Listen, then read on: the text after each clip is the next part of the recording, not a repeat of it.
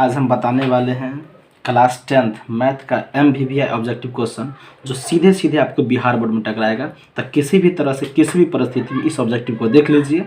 अगर आप देख ली तो समझिए कि आप पास हैं। ठीक है, आइए समझते हैं। पहला क्वेश्चन है, दो परिमेय संख्याओं के बीच कितनी परिमेय संख्या हो सकती है। तो जब ये दो परिमेय संख्या रहे, ध्यान दीजिए परिमेय संख्या जब ये रहे कि दो परिमेय संख्या के बीच कितनी परिमेय संख्या होती है, तो आपको याद रखना है अनंत। कितना होगा? अनंत होगा। ठीक है, इसको याद रखिए कि दो परिमेय संख्या जब ये दे देगा तो आंसर क्या मार देना है? अनंत में मार देना है। अगला है द्विघात बहुपद x² - 3 का शून्यक। तो ध्यान दीजिए x² को रखेंगे, 3 उधर जाएगा, फिर यहाँ से स्क्वायर हटाएंगे तो 3 में क्या हो जाएगा? रूट हो जाएगा। इसका वर्गमूल नहीं निकलेगा तो एगो प्लस में हो जाएगा, एगो माइनस में हो जाएगा। तो x² - 3 का शून्यक दे दे तो एगो माइनस में √3, एगो प्लस में। आपका आंसर बी सही है। ध्यान दीजिए क्वेश्चन नंबर तीसरा है, द्विघात बहुपद x² - 2x + 5 का शून्यक। अल्फा और बीटा दिया हुआ है, तो अल्फा प्लस बीटा, तो अल्फा प्लस बीटा का फार्मूला होता है -b/a, -b/a में। तो माइनस का माइनस और b का मान क्या है आपका? देखिए -2 है, तो माइनस में 2/a में a का मान क्या है? x के पीछे यानी कि 1, माइनस माइनस प्लस 2/1 में 1 का वैल्यू नहीं है इसीलिए 2। आपका बी आंसर सही है। आइए ध्यान दीजिए चौथा, यदि अल्फा बीटा द्विघात बहुपद x² - 3x + 5 के शून्यक इतना दिया हो, अल्फा इंटू बीटा दिया हो, इसका मान आपको निकालना है। तो इसका फार्मूला होता है यानी 1/में अल्फा प्लस 1/में बीटा का फार्मूला होता है -b/में c, -b/में c। तो माइनस का माइनस और b का मान आपको दिया गया है -3, तो -3 और c का मान दिया गया है 5, तो माइनस माइनस प्लस, तो 3/में 5, 3/में 5 ऑप्शन नंबर किस में है? ए में है, तो ये आपका सही है। अगला है 2x - 3y = 5 दिए हुआ है और 3x + 2y = 10 दिए हुआ है। तो इसका बताना है कि एक हल होगा कि कोई हल नहीं होगा, या अनेक हल होगा या अनंत हल होगा। तो समझिए, ध्यान दीजिए। तो a1 में a2, तो a1 का मान क्या है? 2 और a2 का मान क्या है? 3 बराबर b1 में b2, b1 का मान क्या है? -3 और बट्टे में क्या हो जाएगा? 2।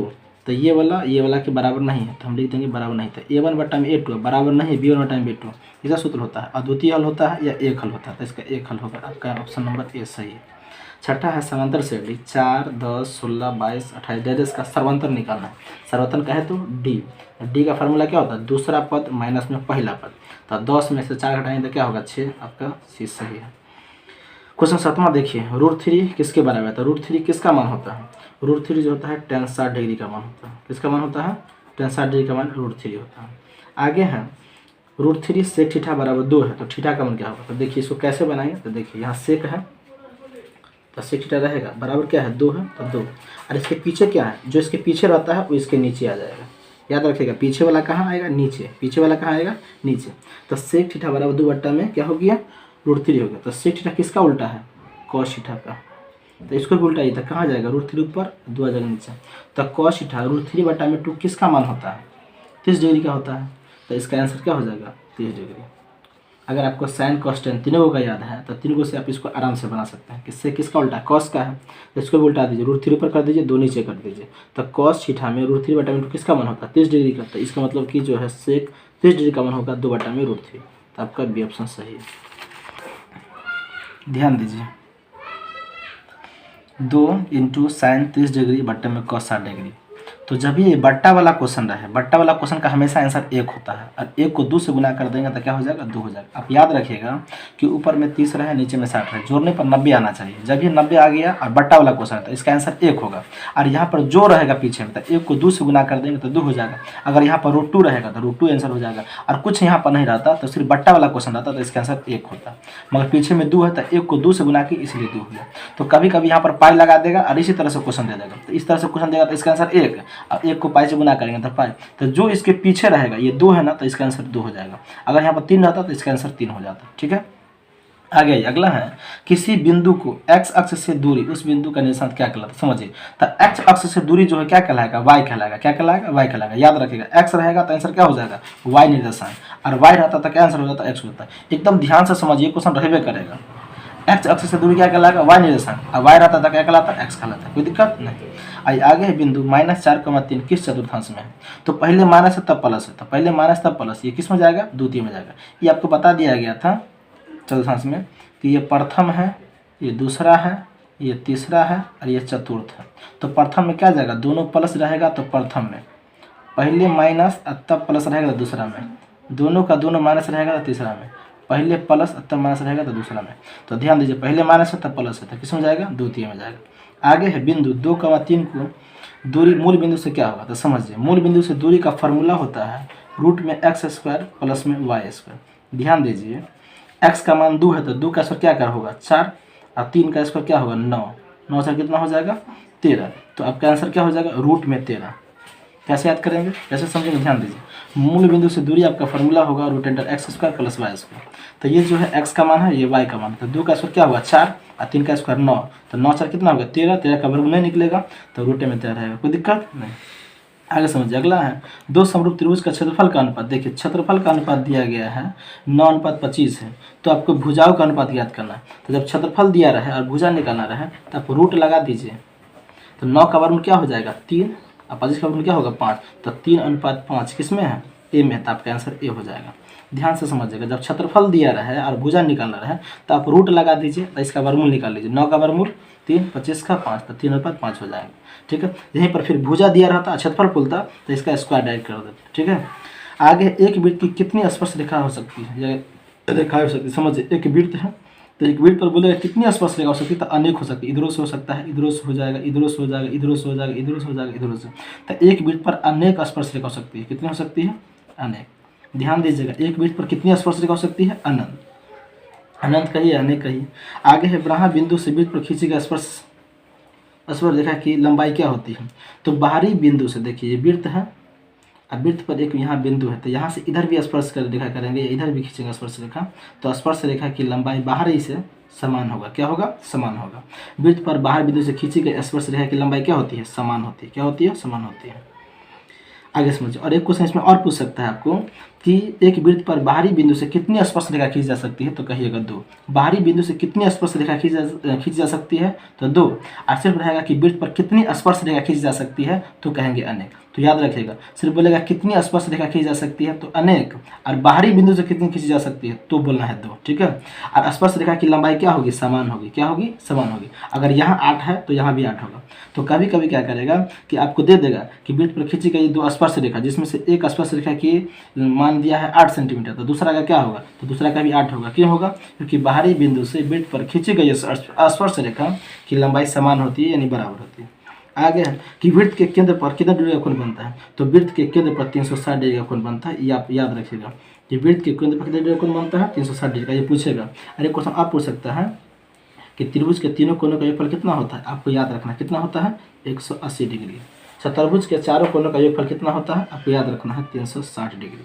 और ये तो बता दिए वृत्त के केंद्र पर कितने डिग्री का कोण बनता है, 360 का। तो ये तीनों में से एगो आपका रह सकता है। एक क्वेश्चन और है कि समूह कोनों का योगफल। क्या पूछेगा, समूह कोनों का योगफल। समूह कोनों का योगफल तो कितना होता है, 180। ये 4 में से एगो रहेगा। त्रिभुज के तीनों कोनों का योगफल 180 डिग्री, चतुर्भुज के चारों कोनों का योगफल 360 डिग्री, और समूह कोनों का योगफल 180 डिग्री। और एक जो है वृत्त के केंद्र पर कितने डिग्री का कोण बनेगा, 360 डिग्री का। क्वेश्चन है किसी वृत्त की त्रिज्या तिगुनी कर दिया जाए तो नए और पुराने वृत्त की परिधि का अनुपात क्या होगा। समझिए क्या किया जाए, तिगुनी। तिगुनी जब ये तिगुनी, तिगुनी माने क्या, 3। तिगुनी माने 3। तो इसमें 3 कहाँ पर है, बी में, तो बी मार दीजिए।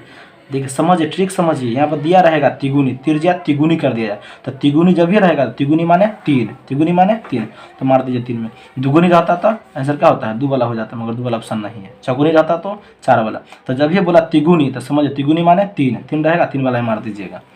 आगे समझिए, आगे 3 सेंटीमीटर भुजा वाले घन को 1 सेंटीमीटर भुजा वाले कितने घन बनाया जाता है। समझिए घन पूछ रहा है, तो घन का आयतन क्या होता है, भुजा क्यों। भुजा क्यों माने कि एक चीज़ को 3 बार लिखना है। तो समझिए 3 है तो 3 का क्यूब करना है, 3 को 3 बार लिखना है। और 1 है तो 1 को भी 3 बार लिखेंगे, 1 गुने में 1 गुने में 1। तो 3 को 3 से करेंगे 9, 9 को 3 से करेंगे 9 तिया 27 बट्टे में 1। तो 1 का तो वैल्यू नहीं होता था 27, कहाँ पे 27, सी में। कैसे किए, 3 दिया हुआ है तो 3 को 3 बार लिख दिए, 3 गुने 3 गुने 3, 3 तिया 9, 9 तिया 27, तो 27 आंसर हो गया। आगे समझिए, आगे है एक लंबवृत्तीय बेलन जिसकी त्रिज्या r है, ऊंचाई h है, तो उसका पृष्ठ क्षेत्रफल क्या होगा। तो बेलन का पृष्ठ क्षेत्रफल क्या होता है, 2πr(h). क्या होता है, याद रख लीजिएगा, कुछ भी करेगा फार्मूला।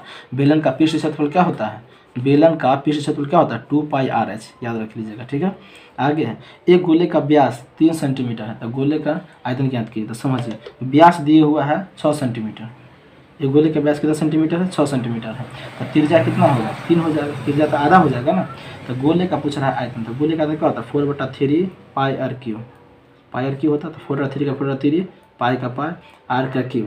तो क्या करेंगे, आर 3 है तो 3 का क्यू कीजिए, 3 गुने में 3 गुने में 3, ये 3 से 3 आपको कट जाएगा। तो 4 को 3 से गुना कीजिए 12, 12 को 3 से गुना कीजिए 36, तो 36 पाई आपका आंसर हो जाएगा। 36 पाई किसमें है, आपका सी में, तो सी आपका करेक्ट आंसर हो गया। समझ में आ गया। व्यास जितना रहेगा त्रिज्या क्या हो जाएगा, आधा। तो व्यास 6 है तो त्रिज्या 3 हो गया।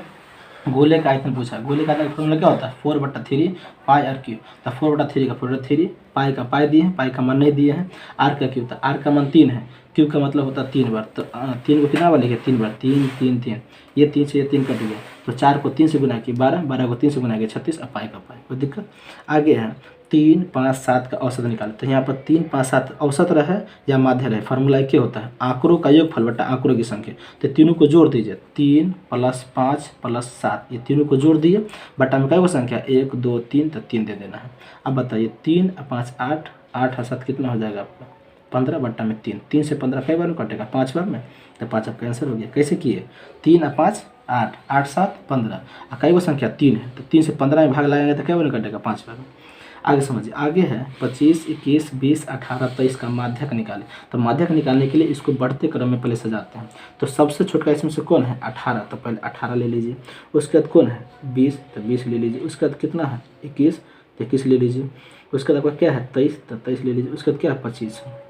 तो बढ़ते कदम में सजा लिए, एगो इन्हीं से काटिए, एगो इधर से काटिए, एक इधर से काटिए, एक इधर से काटिए, बीच में कितना बच गया 21, तो 21 आपका आंसर हो गया। समझ में आ रहा है। इसको सबसे पहले बढ़ते क्रम में सजाना, जो सबसे छोटा है पहले उसको लिखिए। सबसे छोटा क्या है 18, 18 लिख दी। उससे बड़ा क्या है 20, तो 20 लिखिए। उससे बड़ा क्या है 21, तो 21 लिखिए। उससे बड़ा 23, फिर 25। तो एक छोरी निकालना है, एक इधर से काटना है, एक इधर से काटना है, एक इधर से काटना है, एक इधर से काटना है, बीच वाला जो बच गया वही आंसर होता है, वही माध्य कहलाता है। आगे समझिए, आगे है किसी बारंबारता का बहुलक होता है। तो बारंबारता का बहुलक कौन होता है, जो सबसे ज़्यादा बार आवे, जो अधिक बार आवे। तो अधिकतम बारंबारता आपका सी में दिया हुआ है। बहुलक कौन होता है, जो अधिक बार आवे, यानी जो बार बार आवे वही कहलाता है। तो आपका कहला जाएगा सी, सही।